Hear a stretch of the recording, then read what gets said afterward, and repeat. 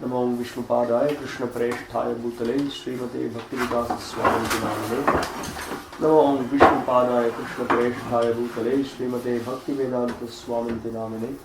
Namaste Saraswate Deve Gauravani Pracharini Nirvishesha Shunyavadi Paschatya Jaya Sri Krishna Chaitanya Prabhu Nityananda Sri Advaita Gadadhara Srivasadi Gaura Bhakta Vrinda Hare Krishna Krishna Krishna Hare Hare Hare Rama Rama Rama Hare Hare. Hare Krishna, welcome back to the Bhakti-vaibhava session on the teachings of Queen Kunti. So today we will read from verse number 28. So just to remind ourselves, so far we have seen in Kunti's prayers, she very humbly offers her obeisances in the very first verse, and then she also qualifies who can see the Lord, what are the qualifications required, and also she addresses the Lord along with her devotees. She also acknowledges the Lord in terms of the relation that she has with the Lord, and also she is captivated by the beauty of the Lord, and she glorifies the Lord in terms of His beautiful face, His beautiful navel, His beautiful feet, everything she compares to the lotus. Then she also acknowledges what a great fortune their family got because the Lord personally protected them. She reminds herself of the various situations in which she was protected by the Lord, and also the revolutionary prayer she is offering, which is really mind-blowing for every one of us to hear. She says that please give us more suffering. Nobody will dare to ask this, and the point being that by that she is invoking the presence of the Lord, because whenever there is suffering, we will depend on you more, and you are there to help us. So we want your association. That was another amazing prayer that we saw. And further she qualified, so who can approach the Lord and who cannot approach the Lord? So the Lord can be approached by one who is, what's a specific word she uses? Akinchana Gochara. She says one who has nothing other than the Supreme Lord. Supreme Lord is his real wealth. And one who cannot approach the Lord, Janmaishwarya Shruta Shrivir. One who is Janmaishwarya Shruta Shrivir, Edamana Madhafuman, when one has become mad because of that. So they cannot approach the Lord. Lord is not, you can't catch him.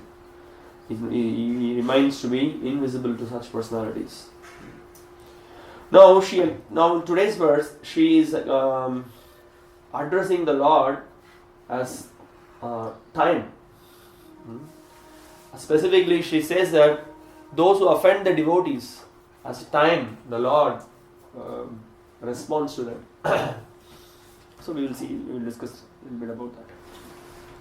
Manyatvam kalamīṣānam anādinidanam vibhum samam charantam sarvatra bhūtānam yanmita kalihi. My Lord, I consider your Lordship to be eternal time, the Supreme Controller, without beginning and end, the all-pervasive one. In distributing your mercy, you are equal to everyone. The dissensions between living beings are due to social intercourse. Dissensions meaning the difference of opinion or the fights or the disagreements. It's because of the social intercourse. Okay, we will see those details. Purport. Kunti Devi knew that Krishna was neither her nephew nor an ordinary family member of her parental house. Of her paternal house. She knew perfectly well that Krishna is the primeval Lord who lives in everyone's heart as a super soul, Paramatma. Another name of the Paramatma feature of the Lord is Kala, or eternal time. Eternal time is the witness of all our actions, good and bad. And thus resultant reactions are destined by Him. It is no use saying that we do not know why and for what we are suffering.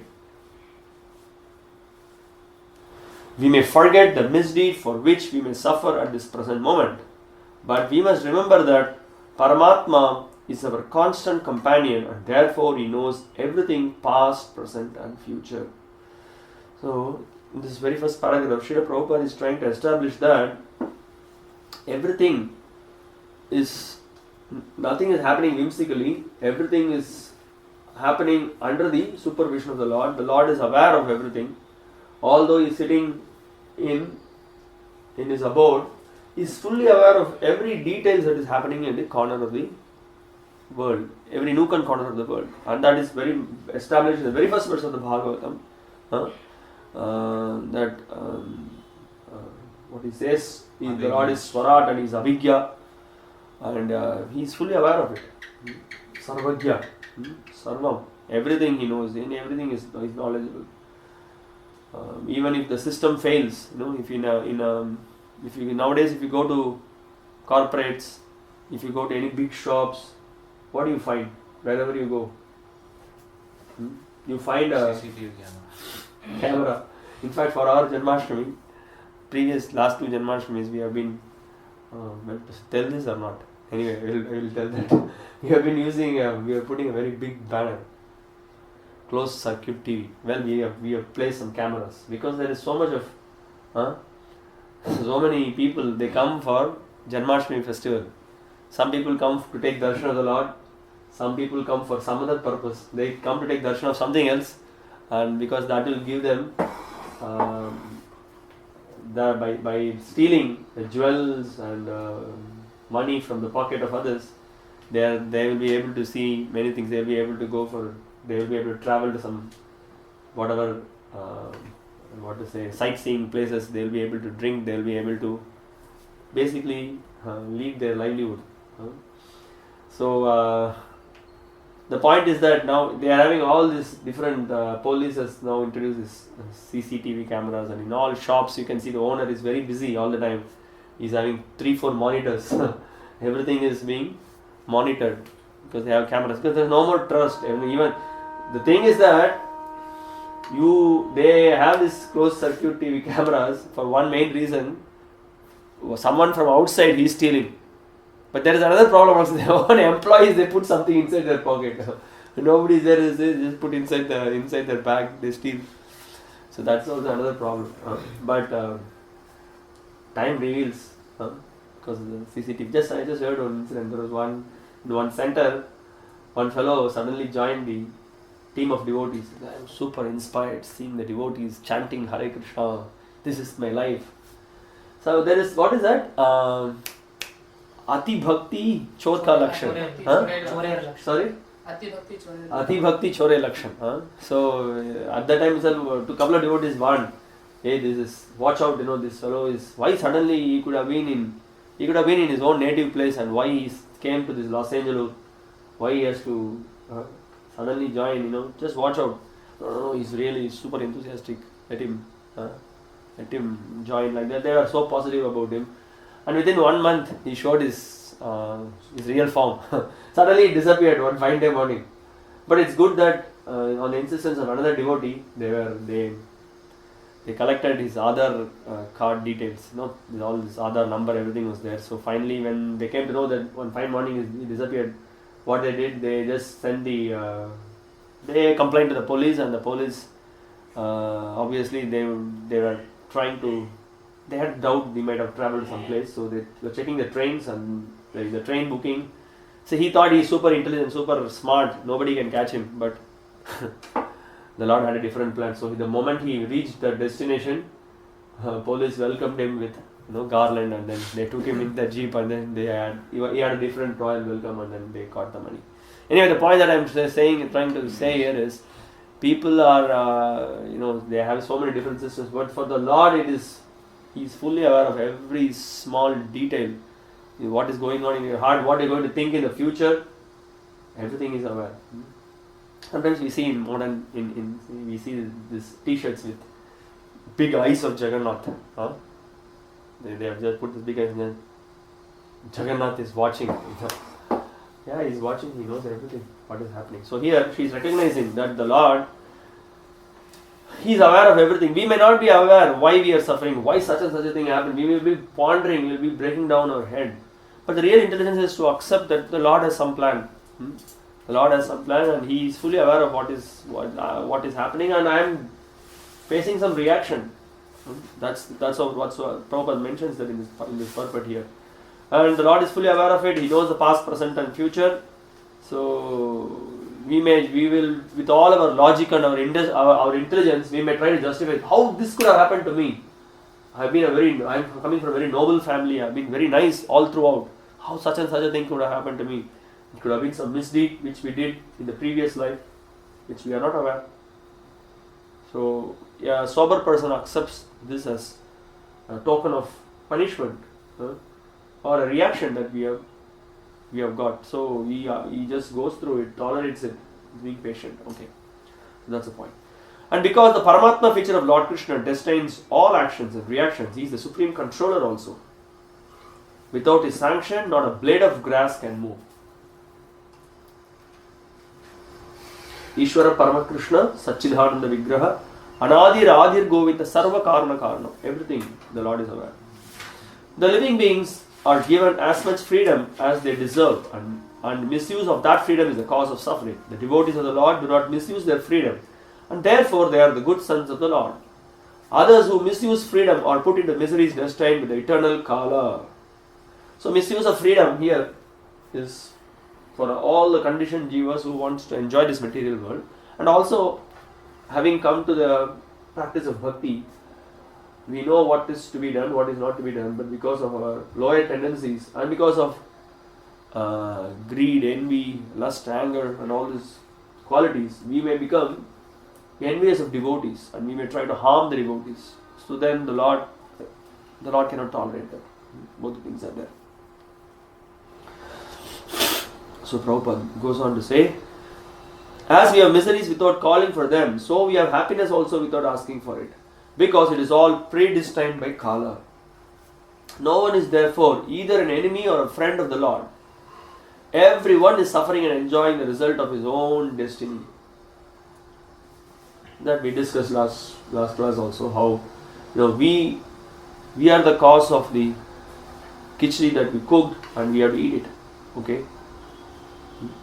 So easy to speak, but when the particular situations, when we are into some particular situation where we are getting some suffering, at that time we should reflect on the teachings of the Lord, and then we should hanker more for the service of the Lord. We should be very honestly glorifying the devotees of the Lord. We should use every opportunity to engage in the Lord's service, and then be sober-headed, and the Lord will be very pleased, because we are going through a purification. We should allow the Lord to purify us. That's the whole point. Prabhupada also did one of the purports we saw where Prabhupada writes that sometimes the Lord, it will be in the upcoming purport, we will read that. Sometimes the Lord, seeing the weakness of the devotee, what he does, he forcefully he arranges to cut the attachment that he has for some object, or he is not able to come out of the conditioning. Sometimes the Lord forcefully does, and the Lord's pure devotee also does. He forcefully makes us to surrender to the Lord. That is the Lord's mercy. Okay. This destiny is made by the living beings in course of social intercourse. Everyone here wants to lord it over the material nature, and thus everyone creates his own destiny under the supervision of the Supreme Lord. How many times we have seen such kinds of incidents that sometimes some good advice is given, please don't venture into this, don't get into this kind of a plan, it may not work out, but we don't listen to it. We are, because of this whole idea of prayers, because of short-term enjoyment, immediate enjoyment that we are looking for, we are not able to see time which is ahead of us. After 10 years, what is going to be the reaction? We are not able to see. The acharyas can see, the spiritual master can see, advanced devotees can see. Hey, it will be detrimental for your spiritual life. It's very nice, very good, let me do that. This is a major problem in the modern age. The modern age, what's the major problem? They are not interested in hearing anything good. I'll just tell you, there is one family. The family, the children, the daughter, they got married to a Western boy. And we advised, better, please be sober, don't rush, don't get into such kind of marriages. Because There's a mismatch. Things may not work out. And also marriage should not be done based on sensual experience. It should be based on the authority of the parents, astrological match. And everything has to be seen. Also, what will be good down the line after 10 years, how this family will be, will everything be good. So many things, considerations are there. But when you're carried away by senses, you'll not be able to see, and the result is suffering. Just one family, we recently heard that so much advice we gave to the parents, but the daughter was pushing, and the parents were very much weak. So they agreed to that, and the marriage did not even last 4 months. The girl wanted to divorce, or the boy wanted divorce. Either way, whatever. But we said, watch out, it may not work out. No need to rush. Be cool-headed, be patient. Just giving you one example. There are thousands of examples like this.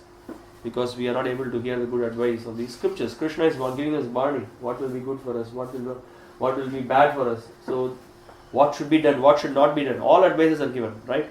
So, nunam pramatta kurute vikarma yadindriya pritya apranoti. This is the problem. When the senses are, agitating, and you just hear to your senses, then you become mad. And when we become mad, we are finished. When we are devoured by the lust. That's all. This is the problem. Okay. She talks about it again. So we will get back to it again. So Prabhupada here points out that. So that's the point. In course of social intercourse. So we are only creating there is good advice. We could have taken a better choice. But our choice was foolish. You see, you remember, when sometimes you see, when you go in the lift, say the lift stops at one particular floor, okay? We have a choice either to come out of it or just stay in the same thing. But you will not be able to stay there. It is going to take you to some other destination. So you have to take a call, you have to take a choice. What should I do? Should I get down here or should I stay back? And that should be a very proper call. This is the problem. That's why you see, many times also you can see sometimes many times also we see that, these love marriages, all mess, so much mess. Because there is always a hetu. There is always, I know what is better, I know what is good. Well, in the modern age it's also another problem. Sometimes arranged marriage also has got a problem. But there is generally the probability is more in arranged marriage. Why? Previously, at least it was like this. Why? Because there was the binding was just based on, marriage was based on, that the affection that I have for my wife, or the wife's affection for the husband is just based on, what to say, we could just say in simple terms, just based on love. That's all. Love means, okay, this is my dharma, this understanding was there, so perfect. Dharma, I have been arranged, superiors have arranged, this is the order of the will of the Lord, and I just abide by it. There is no hetu, I like her, because of these features, that features, because of this bank balance, is coming from this community, that community. There was never like that. Dharma was the main concern. When the principle is dharma, then your life will be much, much better. This is the whole key. When we don't put dharma in the center, then all mess happens. So this is the point. Okay. He's all pervading, and therefore he can see everyone's activities. And because the Lord has no beginning or end, he's known also as the eternal time Kala. So we can also see this example of how whatever judgment that is given by the judge, there's no partiality actually. Based on, okay, you have done such and such an activity, and you deserve a punishment for that. You have done a noble act, so you deserve compensation for that. Sometimes judge awards a huge sum of money because when a person has done a great act of saving the country in some particular situation, or some whatever valiant act he has done. So you may get a remuneration from that. But then for a abominable act, he'll be sentenced to jail or he'll be killed for all the abominable acts. So, but the judge cannot be blamed. Judge is just responding to the acts that we have done. Similarly, the Supreme Lord, he is, as in the Paramatma feature, what he is doing, he is just as a witness, Upadrashta Hanumanta. He's acting as a witness and overseer. That's all. So no, there's no point in blaming the Lord for that. Okay, another. Okay, it's a good example. I just thought about it. This the demons they can't understand the time feature of the Lord. So we have when we just look, when we don't hear the instructions of the Lord and the instructions of the acharyas and the scriptures, we can put ourselves in which folder we are. We are a demon. That's all. Hiranyakashipu never. He thought he's so smart. He's so intelligent. He could never ever understand the principle how the Lord as time is going to be devoured. So that we saw, and then he was creating so much trouble to Prahlad, and the Lord has to come as Lord Nrsimhadev and rip him apart. That's another amazing point. Then there is another interesting thing. This, I'm sure many of you have read this Yaksha Prashna. There is one interesting thing it is said there when he is observing this whole world. What is this whole world is burning on a frying pan? I don't know the verse for it. I did not have time to check for it. What is this whole world is actually it's a big frying pan. Everybody is burning on it. That means what? Can you think? Can you think of it? Huh? Dukkalayam. Correct. They are suffering from 3 tribulations. Yes, that's true also. You are suffering from 3 tribulations. You are suffering in this material world. Dukkalayam. Yeah, see time. What the time is doing? Time is burning everything. Every second. Everything is being burnt. Right? That's what is happening. So, intelligent person should take shelter of the cooling rays of the vision of the Lord. When the Lord looks at, it's so cooling. That's what we heard in Kunti's prayer also. The lotus feet of the spiritual master gives us the cooling shade from this burning heat of this material world, isn't it? So that's the point. So we need to. What is the news? The news is everyone is frying on a big pan. So that's the point. So we need to take shelter of the Lord. We need to absorb ourselves. We need to come more close to the Lord. So that's why when we hear this verse, Samoham sarvabhuteshu named dveshu sthinapriya e bhajanti tumam bhaktya mahite teshu chapyaham. So the Lord in the feature as a Paramatma, he is very neutral. But he does favors his devotee. Because the devotee reciprocates with the Lord. He wants to serve him, he wants to cook for him, he wants to please him, he wants to decorate him. And for a devotee, there is no life for him without serving the Lord. He cannot lead life without thinking of the Lord. The Lord is also similarly responding. Okay. One other interesting thing that we see from corporate experience, when you work in some corporate, nowadays that concept is gone. Previously there used to be a concept of bonus salary. Sometimes you see the father doesn't come back from the office by 6 o'clock. He comes at 8 o'clock. Nowadays a different story. They don't come at all. All the time they are in the office only. So the concept of the company had a policy called, you put extra hours, you will get bonus. Bonus means, let's say your salary is, let's say 20,000. You get a bonus of 3,000. Sometimes you can see during Deepavali and some special functions. I'm saying it's very old. People will not be able to relate to this example nowadays because the whole concept is changed now. Now you have 7 days in a week, but when there is a project, you work 8 days a week. That's the situation. So the point is, you spend more hours, then you get more remuneration. So the simple logic here is that we spend more time in serving the Lord, serving His devotees, chanting His holy names, hearing from Him, then the more we become close to the Lord. You see, that is the whole point. More the time we spend with the Lord also is ready to spend time with us. We want to be away from Him, the Lord is also away from us. Very simple. What is that Gita verse which says? Krishna, ye tamam prapadyante tams tataiva bhajamyaham. To the degree you surrender, to that degree the Lord is reciprocating. So that's the whole point. So that we need to understand. So there is also another nice example. I think Prabhupada said Prabhupada was in front of one pond, I think. There were many ducks just moving, swimming a little bit. So those ducks which came too close, they got. I'm not sure. I don't want to speculate.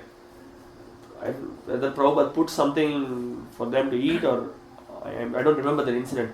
But anyway, the point was that the ducks which came very much close, they got more mercy.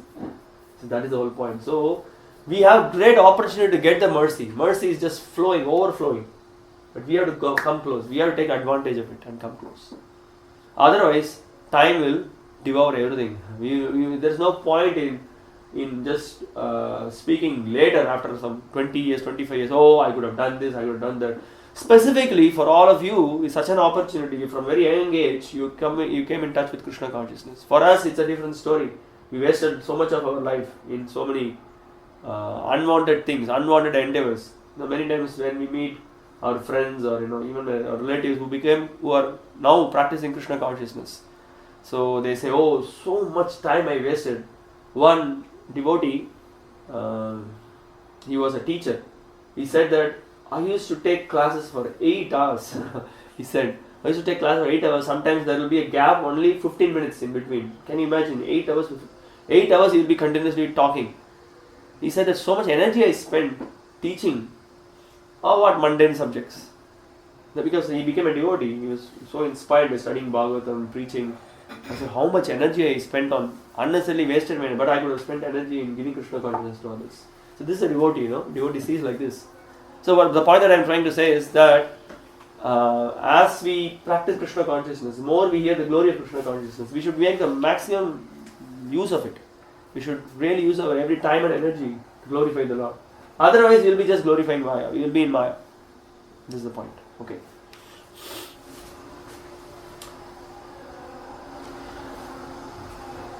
न वेद कश्चित् भगवंश्चिकीर्षितं text 29 तमेहमानस्य नृणां विडम्बनं न यस्य कश्चित् दयितोऽस्ति कर्हिचित् द्वेष्यश्च यस्मिन् विषमा मतिर्नृणाम्. O Lord, no one can understand your transcendental pastimes which appear to be human and so are misleading. You have no specific object of favor, nor do you have any object of envy. People only imagine that you are partial. Purport. The Lord's mercy upon the fallen souls is equally distributed. Yes, no one has a specific object of hostility. The very conception of the personality of Godhead as a human being is misleading. His pastimes appear to be exactly like a human being's, but actually they are transcendental and without any tinge of material contamination.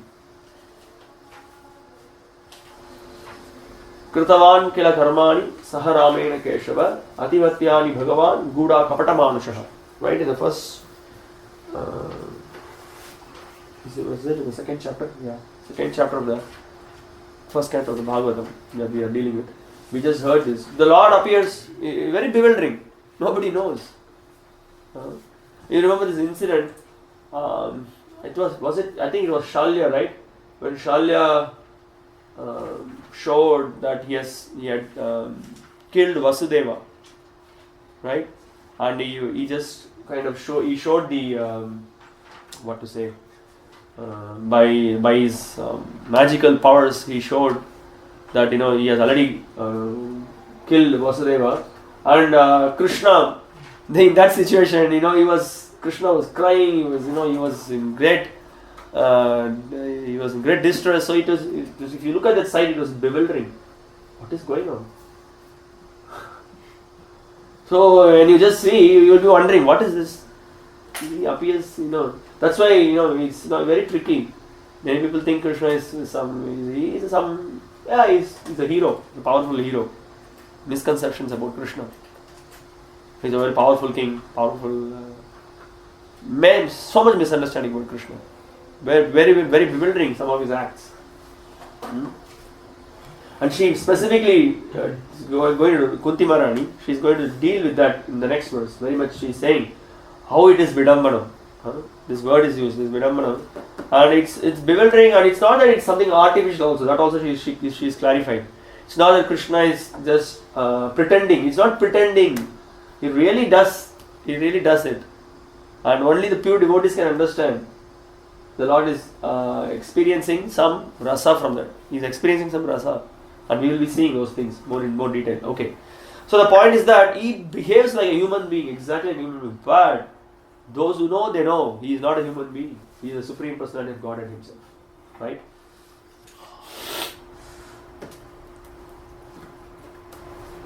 So Kushal, what do you test? Is it okay?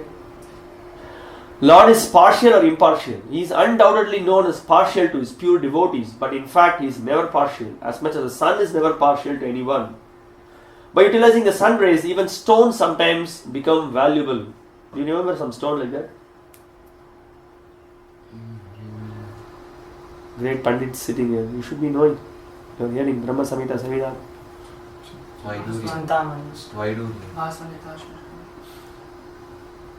No. There is a stone which shines only in the presence of the sun. Surya Kanta. You heard of that? Surya Kanta. This stone, actually it gets the rays, the sunlight, it is absorbed and then it reflects. Sometimes also said that when it comes in front of the sun, the flame comes out of it. It breaks and the flame comes out of it. So the basic point is that it actually gets the power from the sun rays and then it glows. So in reality, it does not have any power, but because of the sun's rays, it actually glows. You know, the Brahma's example is given. Brahma he himself does not have power, but he gets the power from the Supreme Lord. So that is the point. Okay. So that is what here the example is given.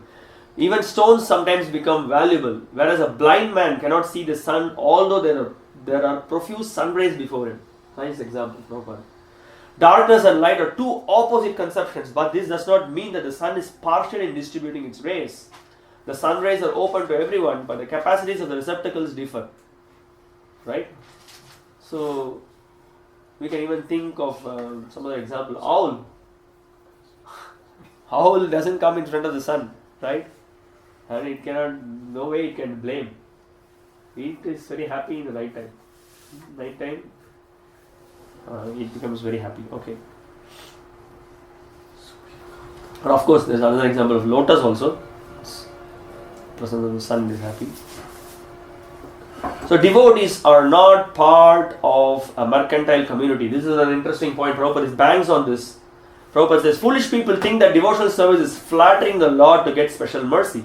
Factually, the pure devotees who are engaged in the transcendental loving service of the Lord are not a mercantile community. You understand what is a mercantile community? You are able to follow? It's a mercantile community. A mercantile house renders service to someone in exchange for something valuable. The pure devotee does not render service unto the Lord for such exchange. Therefore, the full mercy of the Lord is open for him. This is the key. This is really the key. The pure devotees, what is happening with them? They don't expect anything from the Lord. There is no business transaction between the devotee and the Lord. Prabhupada many times uses this term. You do business with the Lord. See, the thing is that it is a good example also. See, you go to some businessman or you go and purchase some goods or say some jewelry or some latest TV or something. You go and then for that moment, that person is so nice to you. He is very, there are also these terms that are very empathetic. Empathetic means really he loves, he listens to you, he hears from you. Oh sir, yes, our goal is to just serve you. And then you can also see sometimes this Gandhi's saying, what is that? Customer is our first priority. You have seen that in some shops. They say customer is our first priority. And they put Gandhi's photo. So you will do, ahetuki apratiyata service you do for the customer. But actually it's all bogus and cheating, Once the business is over, 6 p.m. the shop is shut down, everything. 6 p.m. nobody shuts it down. It goes on till 12 p.m. Nowadays there are 24-hour shop also. That's a different story. But this business transaction is over, the relationship is over, everything is over. Same thing is going on in our life also. We go to so many places. There are some temples have become famous because of certain material transactions that is being fulfilled. There is often Guru Maharaj, Zolin's Bhakti-vaibhava Course quotes in his lectures, and it's a famous place. I'm from Chennai, so I know there is a temple in a place near a place called Mylapur. There's a temple called the Visa Ganesh. There's a Ganesh temple. They're very famous. They just go there. They circumambulate. They offer some prayers, and then they circumambulate 108 times. So many things they do, and then people got visa. So you can see the visa council, US visa consulate, and that temple is not too far. I think they'll offer the prayer, and then they'll go to the visa consulate, and they may get the visa. So it's just a business transaction. Many people, they go to Tirupati Balaji, and then what? They have the big transaction. Okay, let the deal be like this. Let the business flourish. Let me get this profit, and I'm sure I'll give 2% of it to you. Have a business deal with Balaji. There is one, I don't remember the place, someone from Hyderabad will definitely know. There is another Balaji temple in Hyderabad. It is also very famous for getting US visa. In fact, you see, in the US, for those who do not know, I'll just give you a confidential message. In the US, there is a small loka called the Andhra Loka. Andhra Loka, in the sense there are so many people from Andhra. They have gone to US in the software, basically software companies. Many people are working there. So many people, and many of them for visa they will go to that Balaji temple. And then we have been to there once. We did some program there in the temple. So I remember when Guru Maharaj was giving a class right there in the temple in one corner. We had a class. Maharaj was explaining how this Balaji is famous because of people coming and circumambulating the Lord for Lord, please Dhanam Janam. Na, the Na word is not used there. Na Dhanam, that's an edited word. Nobody knows about Na. Anyway, so that's the point. So what's the point? The point is that what is this? The Lord is ready to offer himself. The Lord is ready to offer Vaikuntha. But we are just going and then asking the Lord for petty things. Doesn't make sense. So Prabhupada, that's what he's chastising here in this purport. And another point Prabhupada is making here is that as soon as your transaction is over, your desire is fulfilled, what is the result of it?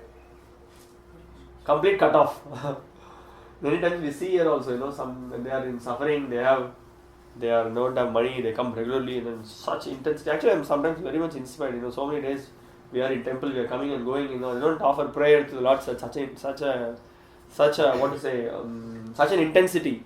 And sometimes we see some new people coming with such it's okay. Let me also offer prayer like this, such intensity, and then offer prayers. They just sometimes chant Vishnu Sahasranam, so many things, and so they have a hidden agenda. I was just speaking to one boy who was every time comes for Guru Puja, comes for Darshan Guru Puja. Then it was going on for 1 week. This is 2 months back. So I asked this boy, "Hey, what's going on? How are you? From where are you?" So I was speaking to him. He said that actually I'm going to write my medical exam in 2 months. I just want to know from. He didn't allow me to speak anything. He was just saying what he wanted, why he is coming. He said that I want to after the exams, I want to offer one garland. Will you allow to offer? Can we offer a garland? It was in strange. I want to offer a garland. So why? Because after 2 months, I'll also get the result. I'm sure the Lord will reciprocate. That was his motive. But anyway, as Krishna says, even if you come motivated, you think you are super intelligent, but Krishna is very intelligent. There is a verse in Chaitanya Charitamrita where it says that when someone approaches, if the Lord, if he shows even little sincerity, sometimes the Lord will trick him. You are so foolish, you want material gain, but I will simply give myself. But is he going to do it for any Tom, Dick and Harry? But some sincerity is required, and if somebody gets the mercy of the devotee of the Lord, that will happen. Okay, let's continue this part. But a suffering man, if he is pious at all, prays to the Lord for his recovery. But as soon as the recovery is over, in most cases, the suffering man no longer cares to keep any connection with the Lord. The mercy of the Lord is open for him, but he is reluctant to receive it. That is the difference between a pure devotee and a mixed devotee. Those who are completely against the service of the Lord are considered to be in abject darkness. Those who ask the Lord's favor only at the time of necessity are partial recipients of the mercy of the Lord. And those who are 100% engaged in the service of the Lord are full recipients of the mercy of the Lord. Such partiality in receiving the Lord's mercy is relative to the recipient, and it is not due to the partiality of the all-merciful Lord. So here, What is being explained? Same. Yetamam prapadyante tam sataiva bhajami. That point is explained. So we come more closer to the Lord, then the Lord comes, He gives Himself to us. If we are going to be at distance, the Lord, okay, you manage your life. He doesn't want to interfere.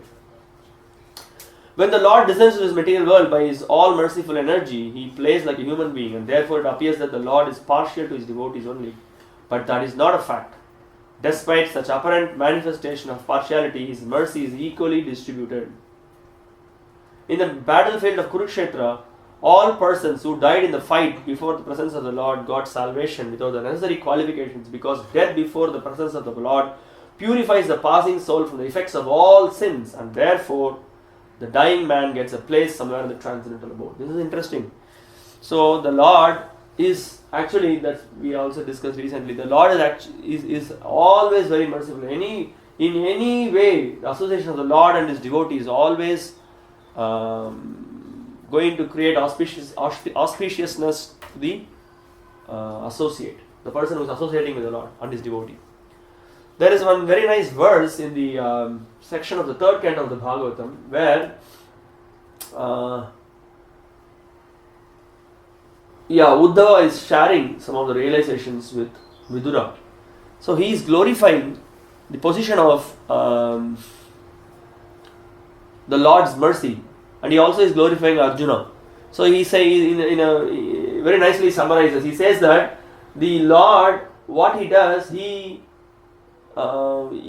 who are demons, or even those who wanted to fight, in very much He's taking the situation of the Mahabharata. In the war, there are so many soldiers who were fighting against Lord Krishna and Arjuna, or against the Pandavas. So whenever they saw actually what was happening is, whomsoever drank the nectar of the Lord's lotus face, what happened? They were fighting, and they will come in front of the Arjuna and Krishna. And what Arjuna, from distance, he will send an arrow. When that arrow comes and hits that opponent, he's purified by that arrow of all the sins. And also he just a glance of the Lord's, very favorably he has a glance of the Lord's beautiful face. What has happened? Everybody is transported to the transcendental abode. So that's a nice verse. This is the verse. Tataiva chanye in araloka veera ya ahave Krishna mukara vindam netrai pibhanto nayanabhirama. Just seeing His beautiful eyes. Parthastra puta padam apurasya. So putam, Parthastra. So when Partha's astra hit, what happened? They got purified. So the Lord and His devotee both are purified. This is third canto. I somehow missed to put the number. I can tell you later. Maybe I put the number. 3:2:20. This is from Srimad Bhagavatam canto 3, text 2, verse 20. And Prabhupada, very interesting, in that particular section of the purport, he says, both were transferred to the spiritual sky, but those who awakened to love of God were transferred to the planets of the transcendental sky. So both were transferred to the spiritual sky, in the sense, who are those both? Those who were favorable, those who had some appreciation for the Lord, they got abode in the transcendental abode. But those who were not favorable to the Lord, what happened? They might have merged with the impersonal Brahman. They were not able to go back to God. So the Prabhupada gives a small hint there. Okay. Somehow or other, if someone puts himself open in the sun rays, he is sure to get the requisite benefit, both by heat and by ultraviolet rays. Therefore, the conclusion is that the Lord is never partial. It is wrong for the people in general to think of Him as partial.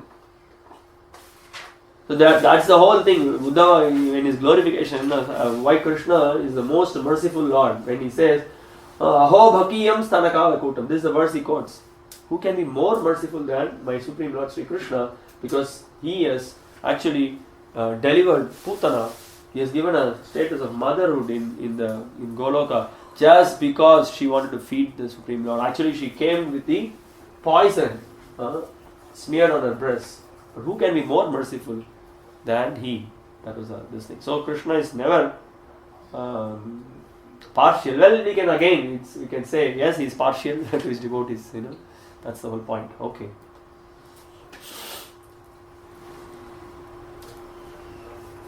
So sometimes we misunderstand also that the Supreme Lord and his devotee, we think they are partial. Same thing with the spiritual master also. Because when we have this clouded vision, when our vision is not proper, this guru is favoring that disciple, this temple president is favoring those devotees, that devotee. All these misconceptions are happening because of our clouded vision. We are not able to see properly. We are conditioned. We are not able to enter into that properly. Text 13. Janma karma cha vishwatman ajasya karturatmanah tiryan rishishu yadasu tadatyanta vidambanam. Of course, it is bewildering, O soul of the universe, that you work though you are inactive, and that you take birth though you are the vital force and the unborn. You yourself descend amongst animals, men, sages, and aquatics. This is very bewildering. Pastimes of the Lord are bewildering and apparently contradictory. Now, in this verse, we can see she is giving further examples, and she is particularly pointing out the apparent contradictory nature that is seen in the Lord. Although there is no contradiction, but it appears to be a contradiction, and that contradiction creates bewilderment. Okay. The transcendental pastimes of the Lord are not only bewildering but also apparently contradictory. In other words, they are all inconceivable to the limited thinking power of the human being. Please make a note of this statement. What is the point? Why it looks bewildering? Because our power of thinking is very limited. This is the main point. The Lord is all-pervading super soul of all existence, and yet He appears in the form of a boar amongst the animals. In the form of a human being, as Rama, Krishna, etc., in the form of a rishi like Narayana, and in the form of an aquatic like a fish. Yet it is said that he is unborn and he has nothing to do. So that's very first statement. It is bewildering.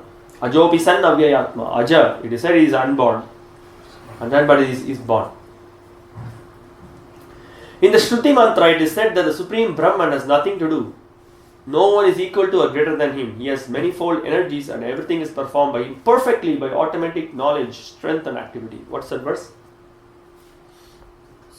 Natasya karyam karanam cha vidyate. Natat samascha yadikascha drishyate. Parasya shaktir vividhaiva shruyate swabhaviki jnana bhalakriya. Okay. He is inconceivably powerful. Everything is possible in him. Therefore, no one can calculate him exactly. Every action of the Lord is bewildering to the common man. He cannot be understood by the Vedic knowledge, but he can be easily understood by the pure devotees because they are intimately related with him. Vedeshu durlabam adurlabam atma bhakto.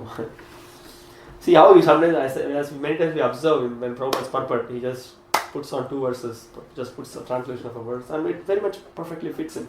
The devotees therefore know for certain that although he appears amongst the animals, he is not an animal.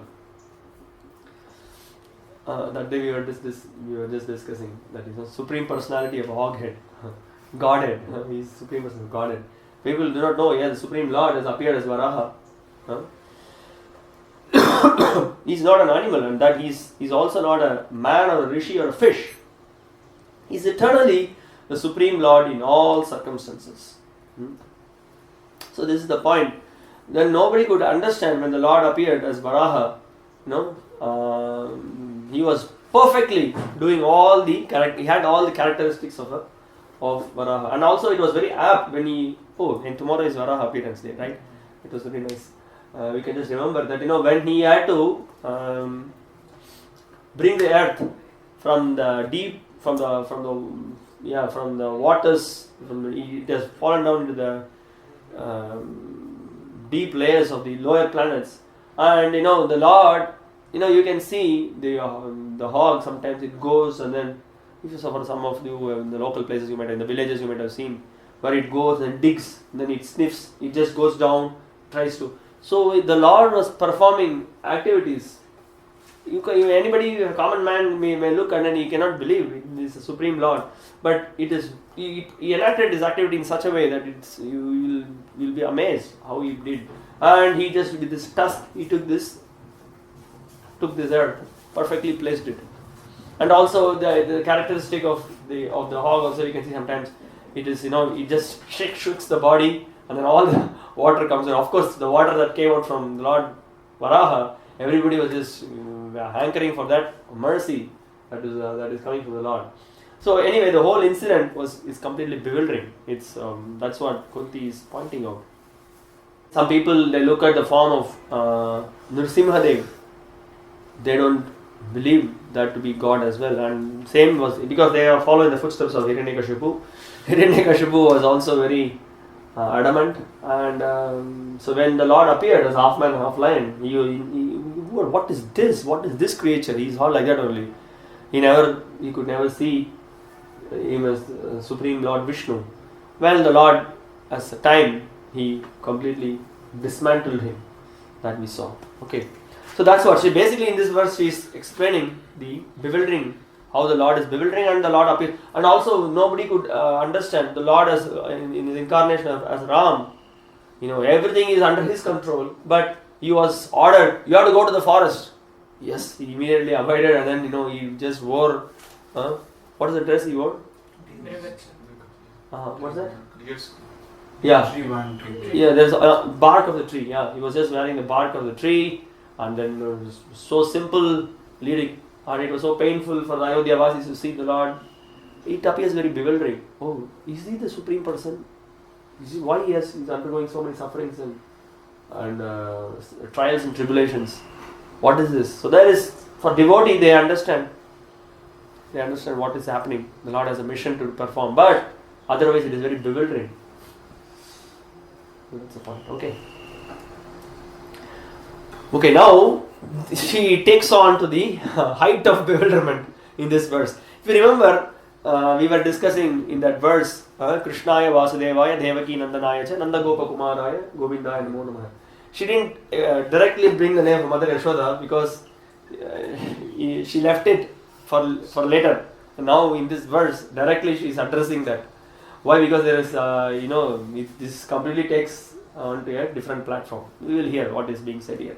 Gopya dade tvai kritaga sidhama tavad yate dashashruka lilanjana sambramaksham vaktram niniya bhaya bhava nayastitasya samang vimohayati bhir apiyad bibheti.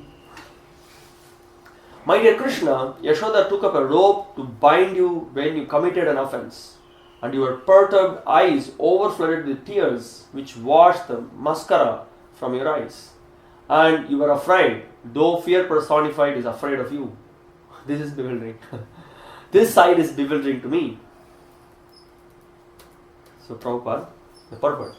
Here is another example of the bewilderment created by the pastimes of the Supreme Lord. The Supreme Lord is the supreme in all circumstances, as already explained.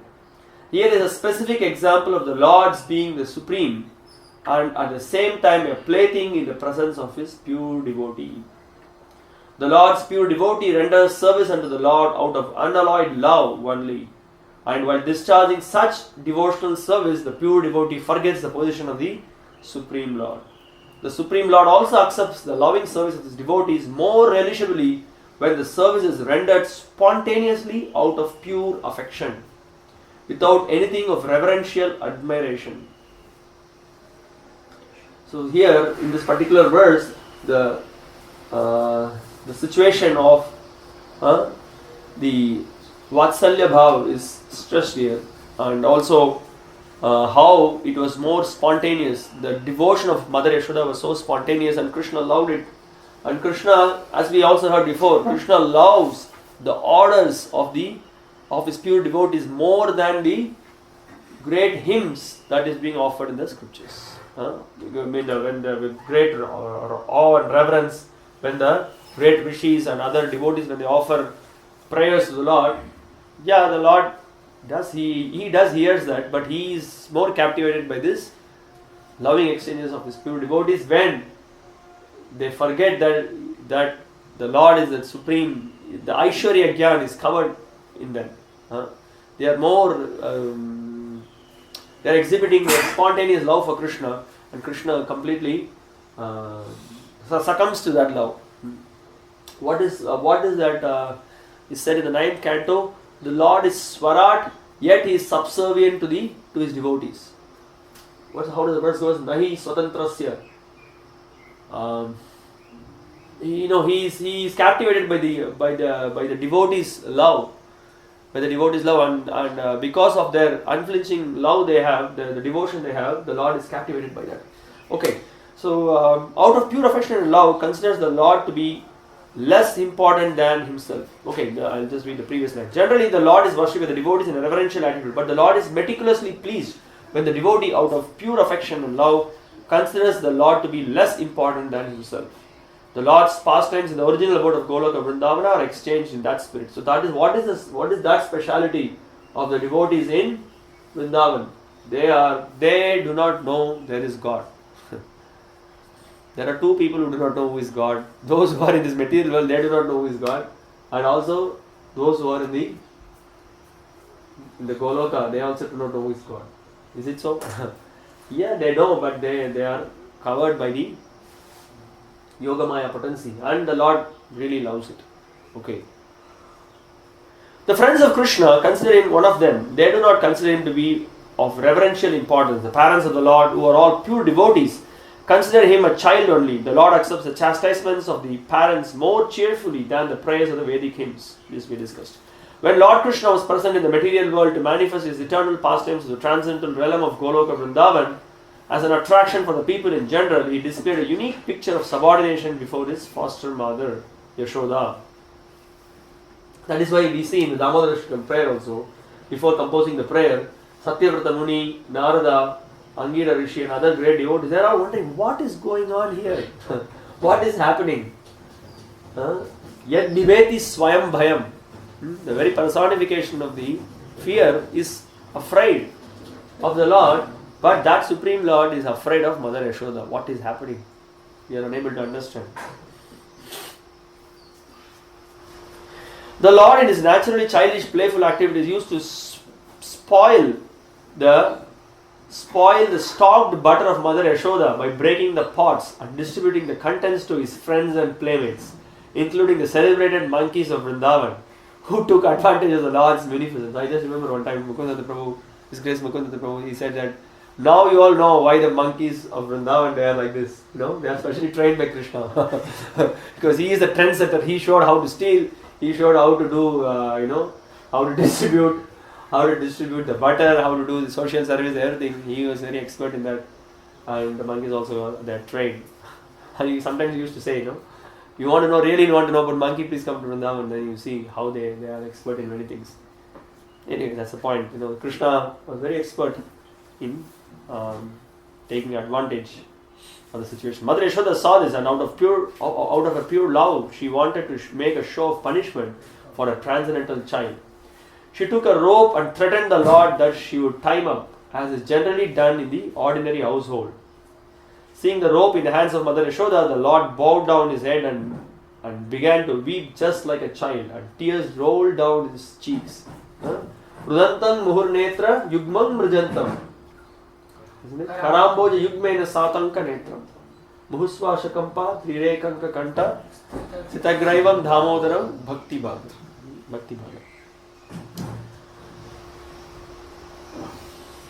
Okay. Tears rolled down his cheeks, washing off the black ointment smeared about his beautiful eyes. This picture of the Lord is adorned by Kunti Devi because she is conscious of the Lord's supreme position. He is feared often by fear personified, yet he is afraid of his mother, who wanted to punish him just in an ordinary manner. Kunti was conscious of the exalted position of Krishna, whereas Yashoda was not. There is a difference between the love of Kunti Maharani and Mother Yashoda, which is being portrayed here. She was aware of his powers, but here Yashoda, completely in the love, parental love, she just forgot. Her only concern was how to please Krishna, how to see that he is. Even the intention of her chastisement was to see that Krishna, he remains as a good boy. Our intention of going to turn off the milk which is being boiled, what was the intention? She wanted to give the best of the butter, best of the milk, best of the yogurt. She wants to give. That is her intention. That is her whole motivation. Okay.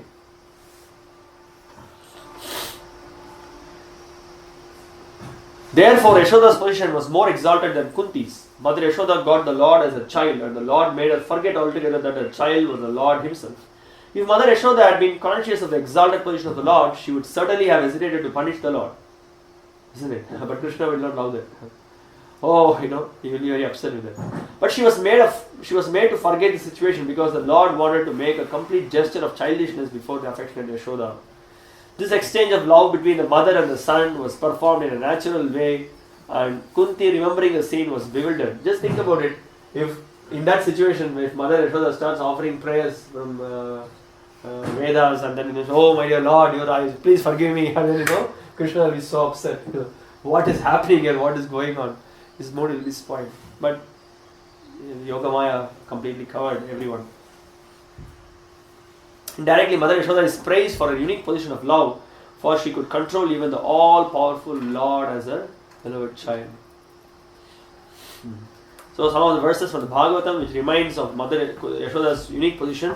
Nemam virincho nabho nashrid apyanga samshraya prasadam lebire gopi yattat prapa vimuktida. Neither Lord Brahma nor Lord Shiva nor even the goddess of fortune, who is always the better half of the Supreme Lord, can obtain from the Supreme Personality of Godhead the deliverer from this material world such mercy as received by Mother Yashoda. Bilva Mangala Thakur also has quite some verses glorifying Mother Yashoda in the Govinda Damodara Ashtakam. Ashodhaya ghadam ulukalena gokanta pashena nibadhyamanam duroda mandam navanita bhoji Govinda Damodara Madhavedi. Being firmly tied up by the grinding water with a cow's rope by Mother Yashoda, the plunderer of butter softly whimpered, Govinda Damodara Madhava. Ankadhirudam Sishugopa Gudam Stanang Dayantam Kamalaika Kantam Sambhodayam Asa Muda Yashoda Govinda Damodara Madhavedi. The one and only Lord of Lakshmi Devi, as an inconspicuous little cowherd baby, was seated in the lap of Mother Yashoda, drinking her breast milk. Merged in bliss, she addressed him as Govinda Damodara and Madhava. Tam ata yashtim prasamikshya satvaras tato varuhya pasasasana bhitavat gopyanvada anvadhavannayam apayoginam shamang praveshtum tapaseritam manaha. When Lord Sri Krishna saw his mother stick in hand, he very quickly got down from the top of the mortar and began to flee as if very much afraid. Although yogis tried to capture him as Paramatma by meditation, desiring to enter into the effulgence of the Lord with great austerities and penances, they failed to reach him. But Mother Yashoda, thinking that same Supreme Personality of Godhead, Krishna, to be her son, began following Krishna to catch him. In this purport, Prabhupada is quoting this particular verse where Mother Yashoda is, Kunti is glorifying. So that's why I just picked up this verse. So in this verse also we can see the difference between a yogi and a bhakta, how a devotee, he could capture the Lord because of his intense devotion, the Lord who can never be captured by big tapasya, by meditation, he cannot be captured, but the same Lord becomes captured because of the love of the devotee. Prabhupada points out that. And here he says, Bhaya bhava nayasti tasya. Krishna is afraid of Mother Yashoda and yogis are afraid of Krishna. Yogis try to reach Krishna by Jnana Yoga and other yogas but fail. Yet although Mother Yashoda was a woman, Krishna was afraid of her as clearly described in this verse. So I already made that point that whatever emotions that are displayed by the devotee of the Lord, and specifically the Lord, they are not, he's not acting, it's real. And Srila Vishnu Chakravarti Thakur in the commentary for this verse is very much pointing out that. By saying fear is afraid of you, Kunti shows her awareness of Krishna's power as the Lord. She also accepts as true that he was internally feeling fear. Really was feeling fear. It would not be possible for her to be bewildered if she thought he was only imitating being fearful. See this point? So if she knew that actually he's actually acting, she will take it very cool. She will not be serious also. But she felt that yes, I am chastising him. No, I will catch him. See what I am going to do. She was feeling like that, and Krishna was really so when there was heavy breathing was there. That's what Satyavrata Muni is also explaining. There is a heavy breathing, and Krishna He's really afraid, and then so much tears are coming within seconds. All those things he's doing. Of course, you may say he's acting, but also the Lord is enjoying that moment, and he's really going through as a child what kind of fear you will have. Okay, that's what it is. So she's saying, thus the word Vidambanam in the previous verse cannot mean imitation. That the Lord only took the various roles while pretending. So he's comes in various roles, just pretending. He's the Lord. He perfectly performs the role of whatever he may come as. He comes as Naranarayana Rishi, he comes as Lord Ram, he comes as Vamanadev, he comes as in various forms as Varaha. He really so perfectly performs his. And also we remember the Lord also, he performs all these activities to please his devotees. What is that? That the verse which says to please the devotees the Lord descends. Anurupatma darshanam anugrahaya bhaktanam. To give mercy to the Lord comes in various forms and he fully enacts. The Lord relishes it. He is rasovai saha. Labdhvanando hi bhavati. The Lord, he is the source of all the mellows and he has interactions with his devotees. Wonderful mellows. Okay. Let's go to the next verse. Kechidahurajam jatam punya shlokasya kirtaye yado priyasyan vavaye malayasyeva chandanam. She further glorifies. Now in these verses, from next 4 verses, she is going to speak the reasons for the Lord's appearance. What are the possible reasons for the Lord's appearance? Some say that the unborn has taken birth for the glorification of the great pious king, and others say that you took birth to please King Yadu and one of your dearest devotees. You appeared in his family as sandalwood appears in the Malaya hills. Because the Lord's appearance in this material world is bewildering, there are different opinions about the birth of the unborn. In the Bhagavad Gita, the Lord says that he takes his birth in the material world, although he is the Lord of all creations and he is unborn. So there cannot be any denial of the birth of the unborn, because he himself establishes the truth. Yes, in the Gita itself, Krishna is establishing. Yes, I am unborn, yet immediately the few verses says, Janma karma samaya divya. My birth, my activities are transcendental. So many times it is a quandary for people during Janmashtami. Say, oh, you say he is unborn, but you are celebrating his birthday. Yes, he is unborn, but he comes for the saving the conditioned souls. He wants to have a loving exchange with the devotees. So he is born in this world. But he is not born like we are born in the through our mother's womb. His birth is transcendental. But still there are different opinions as to why he takes his birth. That is also declared in the Bhagavad Gita. He appears by his own internal potency to re-establish the principles of religion and to protect the pious and to annihilate the impious. That is the mission of the appearance of the unborn. Still it is said that the Lord is there to glorify the pious king Yudhishthira. Lord Sri Krishna certainly wanted to establish the kingdom of the Pandavas for the good of all in the world. Yeah, that is also another reason you can say. So he wanted to really support the Pandavas and wanted to establish Yudhishthira as the emperor of the entire world, because the entire world was overburdened by Yashoda Jivan. Overburdened by whom?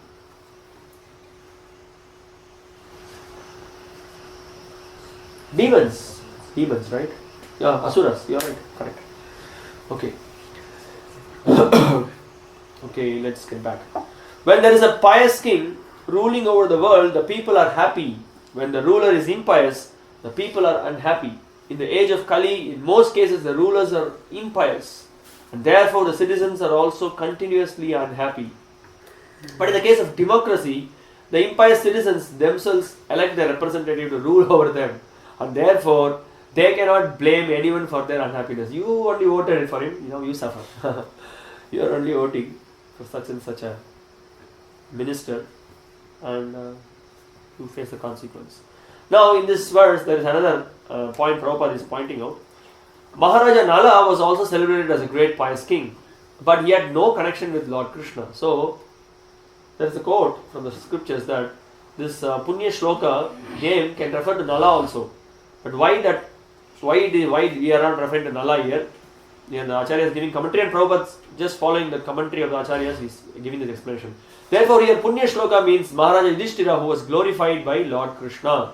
Punya Shloka Nalo Raja, Punya Shloka Yudhishthira. There is some Purana somewhere, the quote is there. Krishna had also glorified King Yadu, having taken his birth in the family of the king. The Krishna is known as Yadava, Yaduvira, Yadunandana, etc. Although the Lord is always independent of such obligation. You remember the story of Yadu, right? His father will ask, will ask for the youth. Who will give the youth? Puru will accept to give the youth, right? But Yadu will not. And there will be nice reasons he will give. That I want to go through this youth. I want to beget progeny. And also he was fully aware. And also when I become a little old, I want to renounce. And he wants to be part of that mission that the Lord is going to be born in this. He's going to be born in this dynasty. So he wants to expedite things. Expedite things means he wants to see that things happen quickly. He wants to be part of it. So that's the point. Okay. Now here there is another nice. Kunti Maharani is giving a nice analogy. She's saying he's just like the sandalwood that grows in the Malaya hills. But now what is growing there? There's no sandalwood trees. Rubber trees. Prabhupada, I think one of the Chaitanya Charitamrita, the purports, he points out that supposed to be sandalwood trees, they should grow, but there are a lot of rubber trees that are growing. And what is happening in this world? They are manufacturing big tires. Let's manufacture tires and save the world. Trees can grow anywhere and everywhere, yet because sandalwood trees grow mostly in the area of the Malaya Hills, the name sandalwood and the Malaya Hills are interrelated. Therefore, the conclusion is that the Lord is ever unborn like the sun, and yet he appears in this material world in the same way that the sun rises on the eastern horizon. Can we say the sun is the sun of the east? Every day we are seeing it is born in the eastern direction. But it appears, doesn't mean that it is. That's why indirectly Prabhupada is hinting here. Now, the sun is never the sun of the eastern horizon, so not directly saying. So the Lord is no one's son, but is the father of everything that be. So we can also learn another lesson that when we are born not by any of our choice. We are born without any choice. We are being controlled by the material nature. No one can choose. We cannot choose our color. We cannot choose our caste. We cannot choose our creed. We cannot choose what this language I like most, so I want to be born in this world. We are completely forced. We don't have any power. Okay. Let's go to the next verse. Again, more reasons she is giving. Apare vasudevasya devakyam yachito bhyagat ajastvam asya kshemaya vadaya cha suradvisham. Others say that since both Vasudeva and Devaki prayed for you, you have taken your birth as their son. So can someone make a note of it? How many reasons she has given? We will see the previous verse. She gives the reason that to protect Yudhishthira. Can make a number. To protect Yudhishthira, the Pandavas, he was born. Then another reason that is given is to please the Yadus. Yes. So we saw 2. Now she's saying that she was born, Krishna is born to please Vasudeva and Devaki because they prayed to the Lord so that the Lord will descend to this material world. Yachito, prayed, Yachito Bhyagat, took birth. Ajastvam asya kshemaya. Then she says that undoubtedly you are unborn, yet you took your birth for the welfare and to kill those who are envious of the demigods. Vadaya cha suradvisham. So another reason, to kill the demigods is born. It is also said that Vasudeva and Devaki in their previous birth as Sutapa and Prishni underwent a severe type of penance to get the Lord as their son. And as a result of such austerities, the Lord appeared as their son. It is already declared in the Bhagavad Gita that the Lord appears for the welfare of all the people of the world and to vanquish the asuras or the materialistic ethics. So another reason, Paritranaya sadhunam vinashaya duskrutam dharma samsthapanarthaya sambhavam yuge yuge. So we can just think of the Lord's parents, Nanda Maharaj and Yashoda, and Vasudeva and Devaki. Then what other in the Swargaloka, Aditi Kashyapa, and then Prishni and Sutapa that Prabhupada is mentioning here in the previous life. Then there are so many parents of the Lord, Kaushalya, Dasharatha. So the Lord appears in one sense by their prayers to please the Lord. they are expressing that the Lord, they want the Lord as their son, and the Lord just to please them. So this is another reason. How many reasons we have so far? 3, 4. Okay. Bharavatārāṇāyānyē bhuvo navaivo dhadau Sidhantya bhuri bharena jato yatma bhuvartitaha. Others say that the world, being overburdened like a boat at sea, was much aggrieved, and that Brahma, who is your son, prayed for you. And so you have appeared in order to diminish the trouble. Again, another good reason. Brahma, or the first living being born just after the creation, is a direct son of Narayana. Narayana's Garbhodakashayi Vishnu, first of all, entered the material universe without spiritual contact. Material universe. Without spiritual contact, matter cannot create. This principle was followed from the very beginning of the creation. The Supreme Spirit entered the universe, and the first living being, Brahma, was born on a lotus flower grown out of the transcendental abdomen of Vishnu. Vishnu is therefore known as Padmanabha. Brahma is known as Atmabhu because he was begotten directly from the father without any contact of Mother Lakshmi Ji. Lakshmi Ji was present near Narayana, engaged in the service of the Lord, and still without contact with Lakshmi Ji, Narayana begot Brahma. That is the omnipotency of the Lord. One who foolishly considers Narayana like other living beings should take a lesson from this. Narayana is not an ordinary living being. He is the personality of God himself, and he has all the potency of all the senses in all parts of his transcendental body. Angani yasya sakala indriya vrittimanti pashyanti panti kalayanti chiram jaganti govindam adi purusham tamaham bhajami. So the Lord has this potency. This is this amazing feature. We can give reason. There are several reasons when we say Lord is not an ordinary person. One of the reasons that we can give is, you see, Brahma is born from his nabi. You and me cannot do that. But Narayana, being omnipotent, is not bound to any condition of energy. He is complete and independent to do anything and everything by his various potencies, very easily and perfectly. Brahma is therefore directly the son of the father and was not put into the womb of a mother. Therefore, he is known as Atmabhu. This Brahma is in charge of further creations in the universe, secondarily reflected by the potency of the omnipotence. That's why we see that example of the Surya Kanta. There are several examples are given. Wind also we can take. Wind. In the Shastras there are a few examples given. Of that, I just immediately what I remember is this wind and the Surya Kanta. Wind, does it have any particular fragrance? But sometimes we can see wonderful flower, the smell of the champa flower you get. Sometimes we see nice flower of sandesh. Sometimes we feel a nice flower of. There is one special flower here, which is it's another variety of parijata. Just in the evening times, when the right time comes, immediately entire place will be fragrant like anything. But originally it does not carry any fragrance. Similarly, by the empowerment of the Lord, everyone in this world, specifically those demigods and other devotees who have got higher responsibilities, they are able to act in their position because of the power that is empowered by the Lord. Otherwise, we can't do anything. So that's why a devotee at any point of time, he always recognizes the Lord's ability to empower him. That's why you can see when Dhruva was offering prayers, he said, "My dear Lord, I am offering praise because of your touch." What else? When Ramananda Rai was speaking with Sarvabhauma, with Lord Chaitanya, he said, "My dear Lord, you are asking me to speak. I am just speaking because you are making me to speak. You are speaking through me." This is the understanding, but of their pure devotee. Whereas materialist, he can never ever give credits to the Lord. He says, "By my ability, with these two hands, I will do everything." And he also says, "You can also do it with two hands." Atheists are also like that. Okay.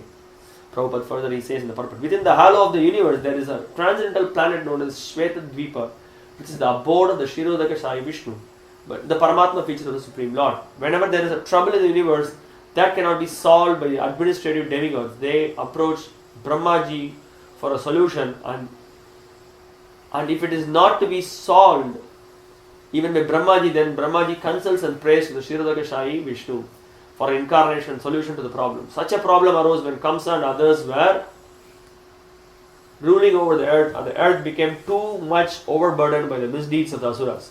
Brahmaji along with other demigods prayed at the shore of the Kshirodaka ocean, and they were advised of the descent of Krishna as the son of Vasudeva and Devaki. So some people say that the Lord appeared because of the prayers of Brahmaji. So just to substantiate this point, Prabhupada gave a whole background of Brahma's birth and everything. Now, I'm sure all of you sitting here, you all know where is Kshirodaka Shai, Svetadvipa. Do you want to? You all know, right? You don't want me to show where it is in the Golaka Shai. You all are aware of it, right? Okay, let's proceed. Let's not spend time on that. Okay.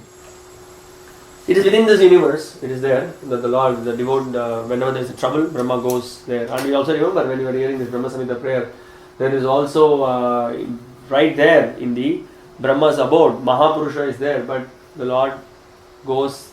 The general pattern is that whenever there is a trouble, along with other demigods, Brahma goes and then offers prayers to the Kshirodaka Sai Vishnu. Okay.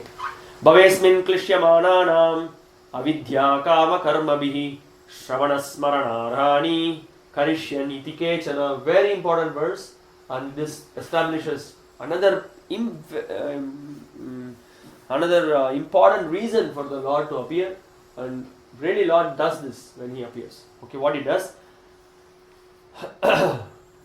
And yet others say that you appeared in order to renovate the devotional service of hearing, remembering, worshipping and so on, in order that the conditioned soul suffering from material pangs might take advantage and gain liberation. Prabhupada says that okay, please again I'll read the verse. See the flow what Kunti Maharani is trying to establish here. If you very carefully observe, you will understand one thing. Bhavesmin klishyamananam. In the material world, everybody is suffering from what? Avidya kama karma bihi. Did you make a note of that? Avidya kama karma bihi. Shravana smaranarhani karishyan iti kechana. So any observation you have from this? Avidya kotam bijam. Yeah, what is the hint she is giving? Avidya kama karma bihi. Avidya kotam bijam. Yes, you can say that also. Because of avidya, what happens? Because of being ignorant, what is the cause, the result of that? Then we are engaged in the avidya increases our lust. Because of ignorance, we do not know what should be done, what should not be done. In fact, we are same verse we can remember here also. Nunam pramatta kurute vikarma. We become captivated by our senses. We become mad. And karma bihi. What we are doing? We are engaged in sinful activities. And we are facing the consequences. And we are just facing the different consequences. We are suffering in this material world. So he's saying that, but you will be saved. Shravana smarana arhani. Shravana smarana arhani. Arhati, arhani. So three things she is saying: hearing, remembering, and worshipping. Iti kechana. So one has to perform this. One has to take advantage and gain relief from this material world. So nice observation. No? Very nicely she is putting it.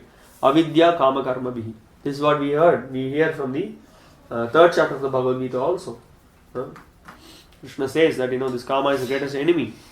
And because of ignorance, we are engaged in this sinful activity, and we have to get the transcendental knowledge to overcome this kama, which is sitting in the intelligence, sitting in the mind, sitting in all the senses. Right? Okay. This is what the purport is specifically addressing. The factual way of religion is to accept the Lord as a supreme authority and thus render service unto Him in spontaneous love. According to me, what I feel is, I don't follow any religion, but I am a spiritualist. Some people speak like this. They are fed up with religion because they feel that religion means dogma. It is imposing some blind rules and regulations. We don't want to be that. But I'm a spiritualist. But spiritualists, they don't want to follow any rules and regulations. They want to act according to their own whims. It's again a problem. So Prabhupada very nicely put, religion without philosophy is sentimentalism. And then philosophy without religion is mental speculation. Right? So both are required. Religion is required because religion is the actual, what is actual religion? Actual religion will help us to connect ourselves with the Supreme Lord. It will really guide, whatever that is, whatever that is broken down, it is again connected. Whatever that is disconnected is religion. It's just connect. So we are disconnected with the Supreme Lord. We have forgotten the relationship with the Supreme Lord. The religion actually should help us to revive our relationship with the Supreme Lord. That should be the real religion. So the Bhagavatam, the very second chapter, this whole perfect principle is established. Samai pumsam paro dharmo yato bhakti radokshati ahaitukya pratiyata yatma suprasidati. The only function of the living being is to render service to the Lord. The Lord is great and the living beings are subordinate to Him. Therefore, the duty of the living being is just to serve Him only. Now, Prabhupada is addressing this. This desire is called avidya or nescience. And out of such illegitimate desire, the living being makes different plans for material enjoyment centered about a perverted sex life. He therefore becomes entangled in the chain of birth and death by transmigrating into different bodies on different planets under the direction of the Supreme Lord.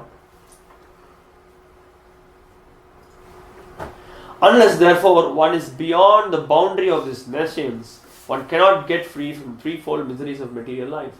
That is the law of nature. The Lord, however, out of His causeless mercy, please follow the purport now. Causeless mercy, because He is more merciful to the suffering living being than they can expect, appears before them and renovates the principles of devotional service comprised of hearing, chanting, remembering, serving, worshipping, praying, cooperating and surrendering unto Him. Cooperating. Adoption of all the above mentioned items or any one of them can help a conditioned soul get out of the tangle of nescience and thus become liberated from all material sufferings created by the living being, illusioned by the external energy. This particular type of mercy is bestowed upon the living being by the Lord in the form of Lord Sri Chaitanya Mahaprabhu. Now, there is an interesting verse which I saw. Okay, so some nice verses, good instructions.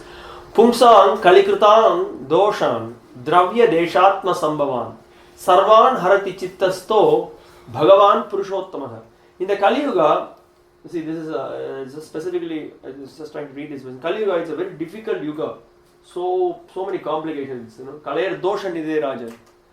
And avidya kama karma bihi. This is what is prominent here in this Kali Yuga.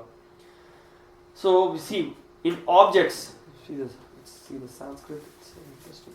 Desha, dravya desha, what it says, dravya desha atma sambhavam, doshan. When there is dosha in the objects, there is dosha in the place, there is dosha in the person. So it says, in the Kali Yuga, objects, place and even individual personalities are all polluted. The Almighty Personality of Godhead, however, can remove all such contamination from the life of one who fixes the Lord within his mind. So this is the whole point. It's all mental activity. Mentally we are struggling in this material world. So if the mind is purified by remembering the Lord, by chanting His names, we will be saved.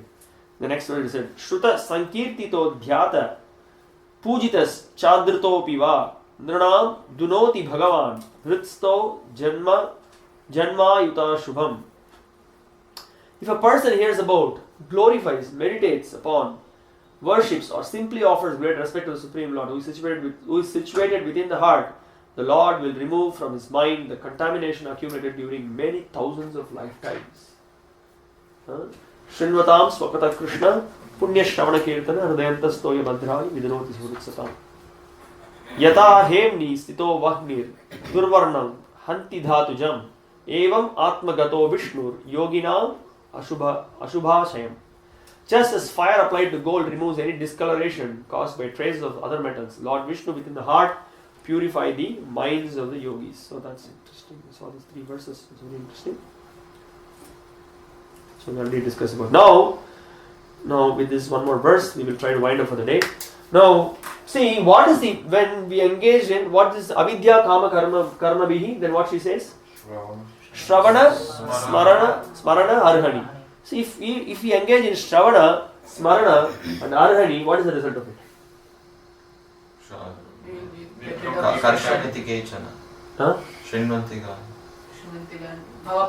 Yes, I mean, all whatever answers you gave, it's all correct.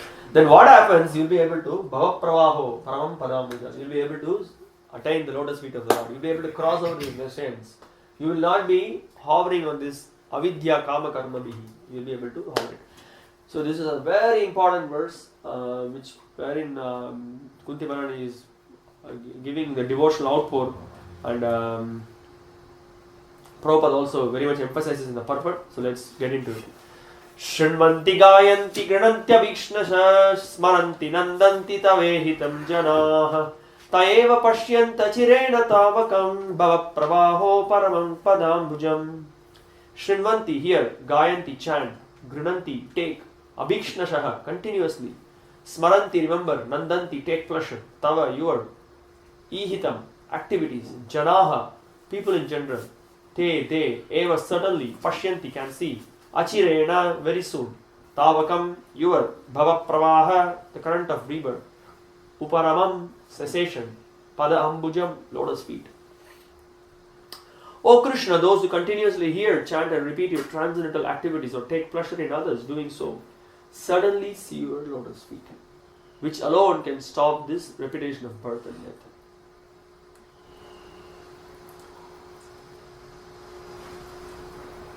The Supreme Lord Sri Krishna cannot be seen by a present conditional vision. In order to see him, one has to change his present vision by developing a different condition of life, full of spontaneous love of God. Here he is speaking about spontaneous love of God.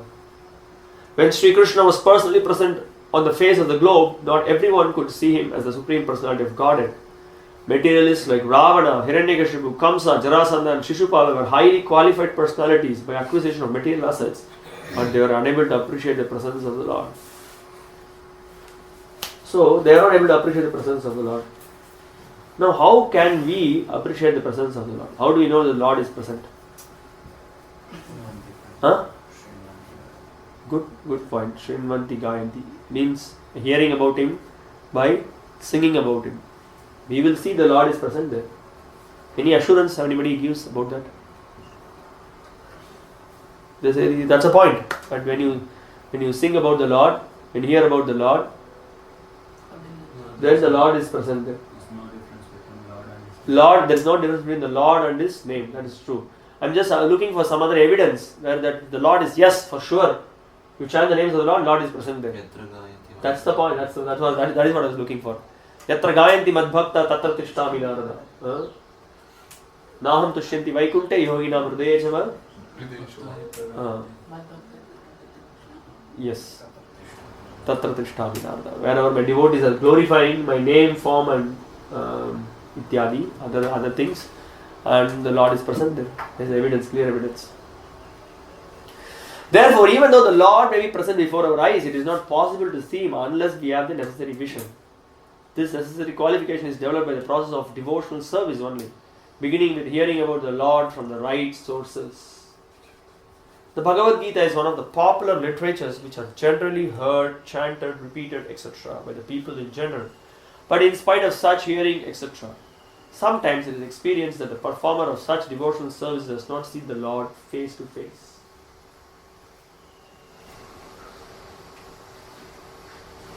Why, in spite of hearing, one is not able to see the Lord? Prabhupada continues the purport. The reason is that the first item, Shravana, is very important. If hearing is from the right sources, it acts very quickly. See, hearing very much, he stresses what kind of hearing it should be. Generally, people hear from unauthorized persons. Such unauthorized persons may be very learned by academic qualifications, but because they do not follow the principles of devotional service, hearing from them becomes a sheer waste of time. Sometimes they fashionably interpret the text to suit their own purposes. Therefore, first one should select a competent and bona fide speaker and then hear from him.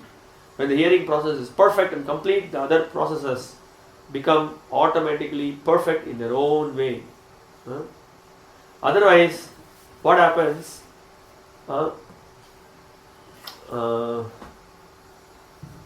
Now, when you just try to hear from someone who is not a devotee, but uses such language, such precision, and with such bow, tears also flow from their eyes. Then why not? Sometimes you can see when devotees first time come to Vrindavan or they are not experienced, they do not know much about the importance of parampara.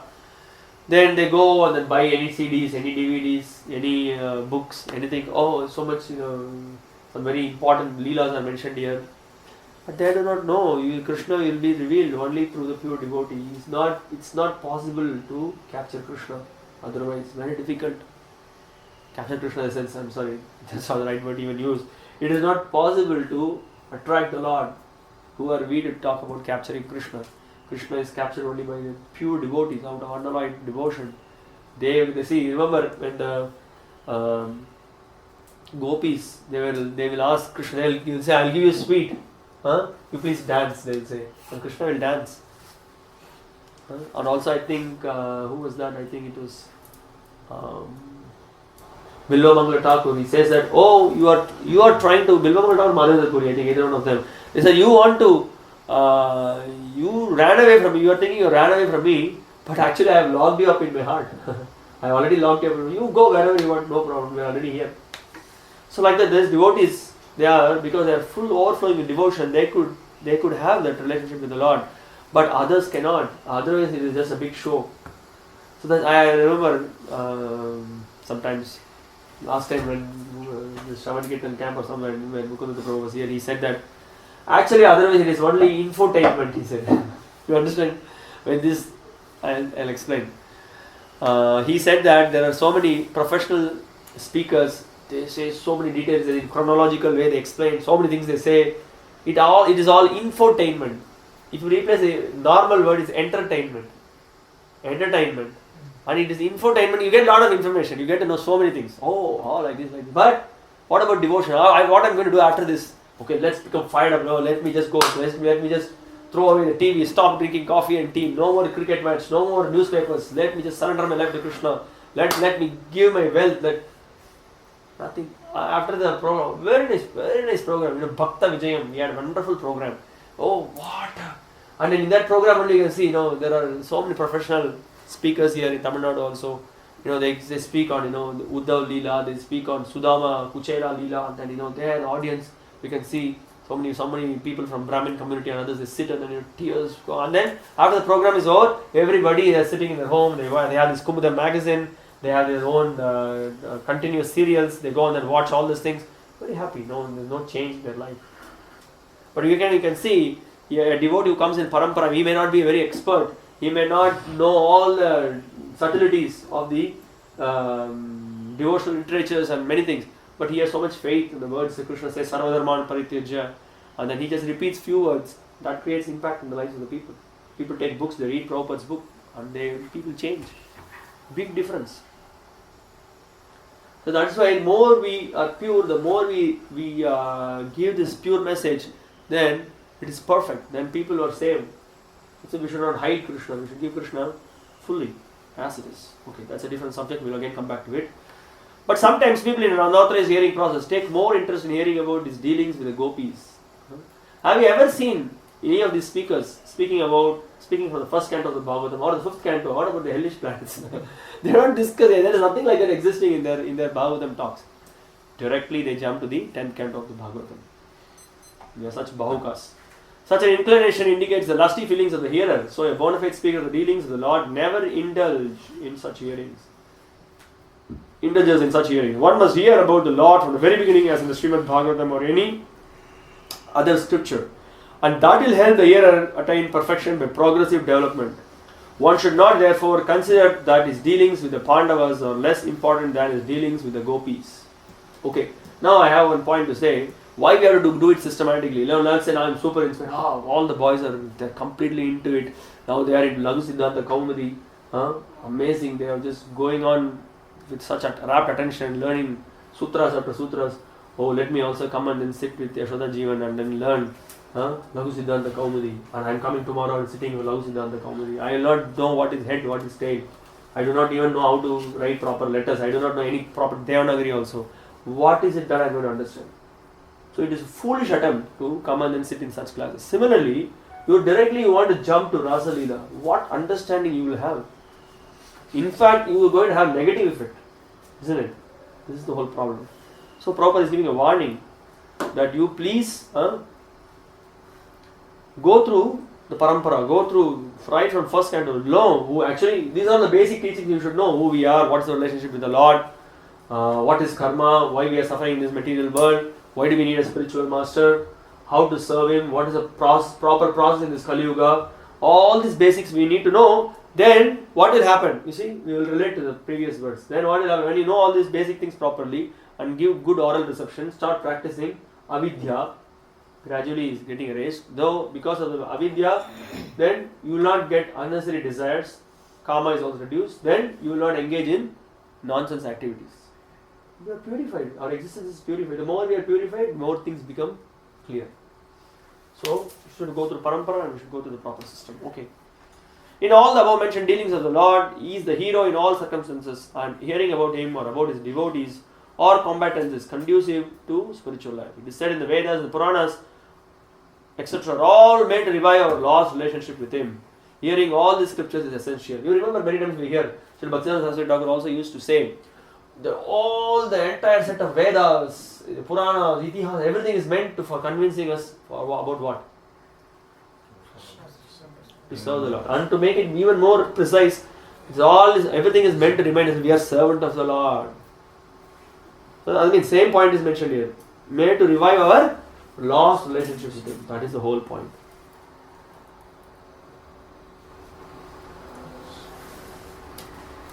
Okay, you have any questions or comments?